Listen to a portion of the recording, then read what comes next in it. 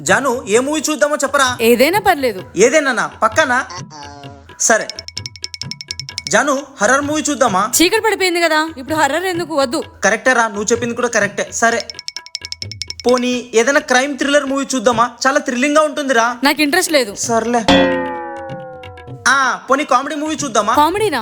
నాకు ఓకే, చూద్దాం. కామెడీ చూద్దామా? ఎస్ కామెడీ చూద్దాం రా. ఈ మూవీ చూద్దాం జాను, ఫుల్ కామెడీగా ఉంటుంది. అదేమంత బాలేదంట, వద్దు. సరే వేరే చూస్తా నాకు. ఈ మూవీ చూద్దాం రా, ఫుల్ మస్తు కామెడీ ఉంటుంది. ఛీ, ఆ హీరోని నాకు అస్సలు ఇష్టం లేదు, నేను చూడను.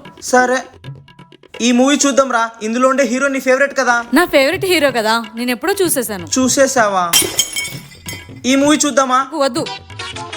పోనీ ఏ మూవీ చూడాలనుకుంటున్నావో చెప్పు జాను. అబ్బా, నేను చెప్పా కదా, నీకు ఏది ఇష్టమైతే అదే చూద్దాం. నాకు ఏది ఇష్టమో అదే కదా, పక్కా ఫిక్స్ కదా. నువ్వు ఒక్కసారి నన్ను లవ్ చేశాక వేరే అమ్మాయిని కన్నెత్తి కూడా చూడకూడదు. నువ్వు కంప్లీట్ గా నా కంట్రోల్లో ఉండాలి. నేను ఎలా చెప్తే అలా. సరే ఆకలి అవుతుంది బేబీ, ఏమైనా తినేసొద్దాము, ఆటో తీసుకుని వస్తాను. నేనున్నా కదా, ఆటో కూడా నేనే తీసుకుని వస్తా, ఇక్కడే ఉండు. సరే ఏం కావాలండి? 2 ప్లేట్లు పానీ. హలో, నేనున్నా కదా అన్నా, 2 ప్లేట్ పానీపూరి ఇవ్వు. సరే.